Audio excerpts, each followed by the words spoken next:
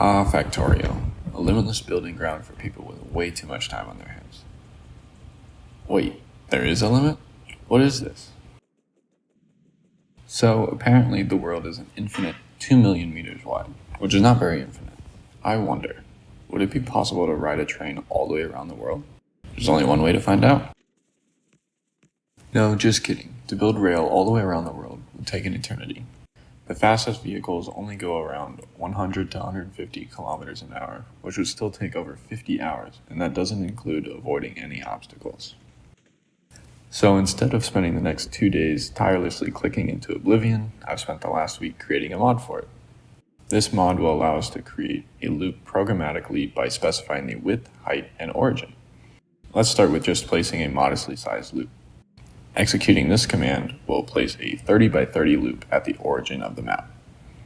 And just like that, we can place down any size loop at any position. One thing to note about placing rails this way is that they completely ignore obstacles and water, which is perfect for what we're trying to accomplish. So now let's try placing the whole loop. This is taking a lot longer than I expected. I have a feeling we might be here for a while.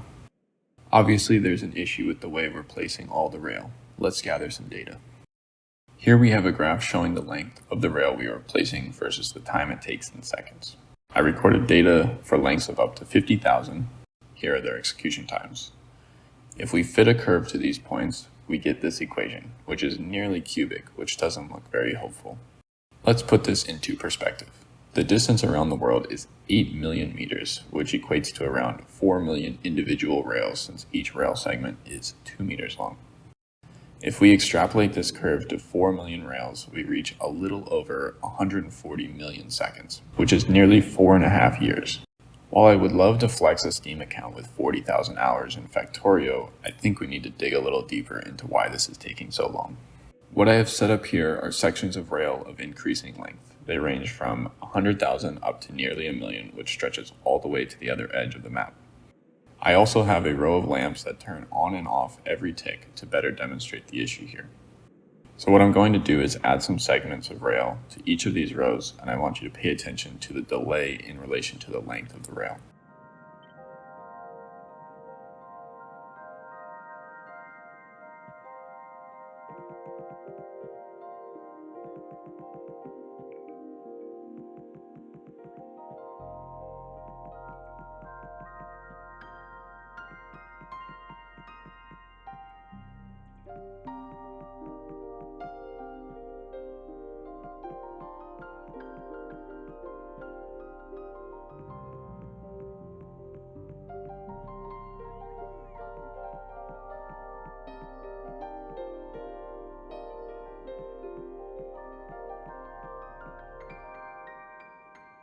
What we can conclude from this is there's some kind of calculation that happens when a section of rail is modified, and that is likely what is causing the incredibly high delay when placing 4 million rails in a row.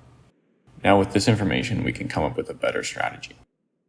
Here I've set up a demonstration of the current process of placing rails. Each row of rails shows what has been placed at each step of the process. So for step 1, we place a single rail. Step 2, the next rail is placed adjacent, and so on. If our hypothesis is correct, then throughout this process, we want to minimize the number of adjacent rails in each step, since no calculation is performed when a segment of rail is placed by itself. If you think about this method a little bit, this might actually be the worst way to place rails, since at each step, every single rail is adjacent, so there must be a better way. Here is what I've come up with. I call this method power step because of the way you step through the placement. The basic idea here is to first place every other rail, which is done in steps 1 through 8. Then, from the first gap, place a rail in every other gap, which is steps 9 through 12. Then continue that process until step 15, where you join the two halves by placing it in the final gap. According to our hypothesis, this should perform better than the original method, since there are less steps that join multiple rail sections. Let's look at some data. So here again we have a graph showing the length of rail we are placing versus the time it takes in seconds. I put the original method data on here so we can compare. I was able to record more data this time and went all the way up to 500,000 rails. This is already looking so much better than before. Let's fit a curve to it and extrapolate.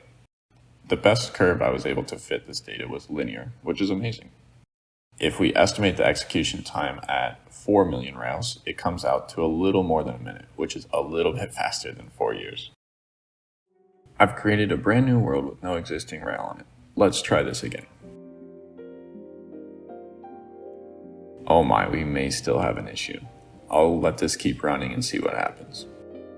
Well, after a few minutes, my computer ran out of memory and it completely crashed. I have a feeling the game doesn't like us placing 4 million entities at the same time.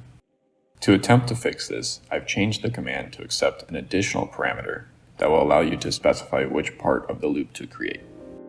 Top, right, bottom, left, and finally the corners. Alright, here we go again.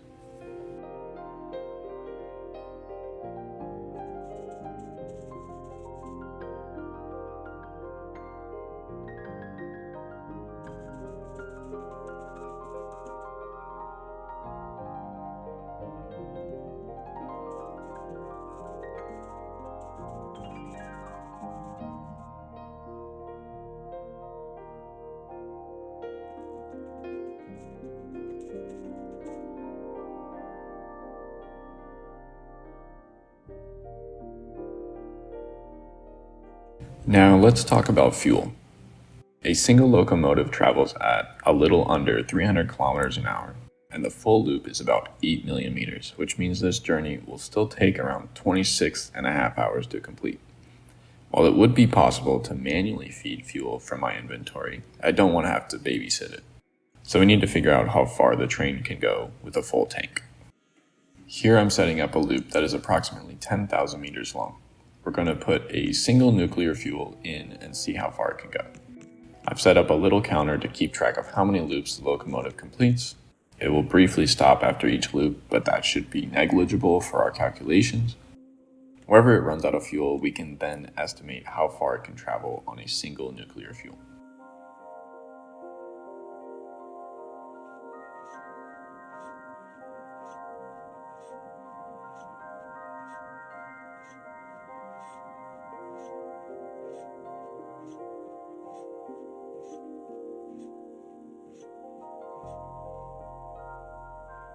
It looks like it did 16 laps and almost made it for a 17th.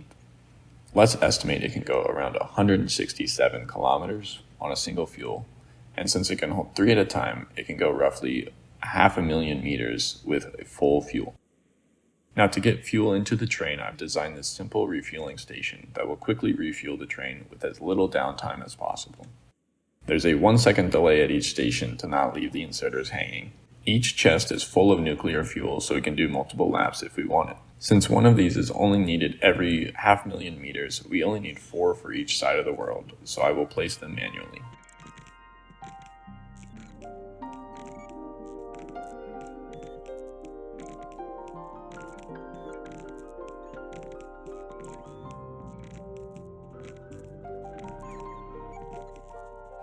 Alright, now we've got everything figured out. Let's enjoy this ride.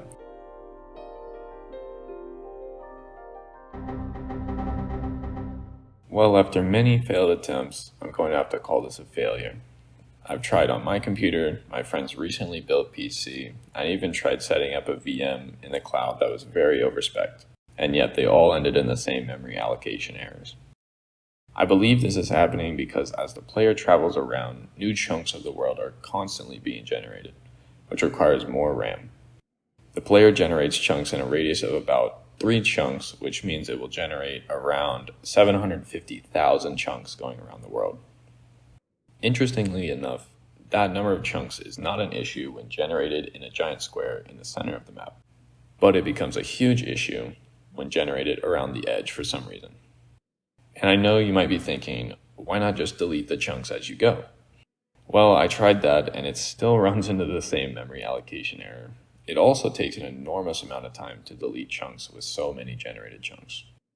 There is an interesting setting in the map editor that prevents chunks from generating while using the editor, but there is no indication in the docs or from the community that it is possible to mimic that behavior while riding in a train.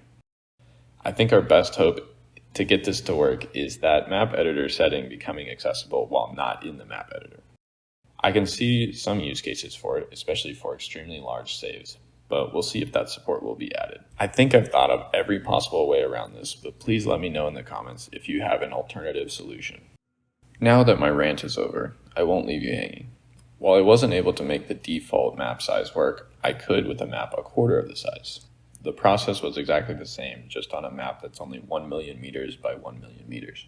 I'll provide a link in the description to the save file for the default and mini versions in case you want to give it a try for yourself. You will be able to load the save without any mods, but be warned, it takes a while to load. Let me know in the comments if you're able to make it all the way around without crashing. Thank you for watching, and enjoy the ride.